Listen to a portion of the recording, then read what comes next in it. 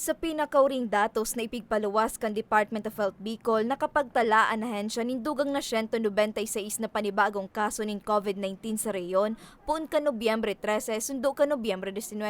An probinsya nin Camarines Sur, an may pinakalangkaw na nairistrong kaso na uminabot sa 91. Sinundan kan Albay na may 31 panibagong kaso, 28 sa Camarines Norte, 24 sa Masbate, 12 sa Sorsogon, asin 10 sa Catanduanes. Pinakalangkaw naman ang probinsya Canalbay sa may pinakalangkaw na nakarecover sa COVID-19 na uminabot sa 373. 91 ang nakarecover sa syudad ng Legazpi, 69 man ang nakarecover sa Camarines Sur, 27 digdi ang gikan sa Naga City, 25 naman ang narahay sa Sorsogon, 8 sa Catanduanes, asin 7 sa Masbate. Tulo naman ang binawian nin buhay huli kan COVID-19, 2 digdi ang gikan sa probinsya nin Sorsogon, asin sa Albay.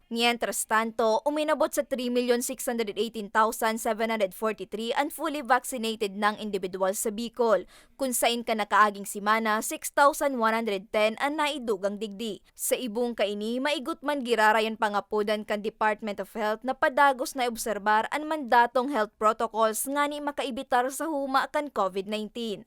Para sa mga istoryang tatak Bicol, Laorne Miranda.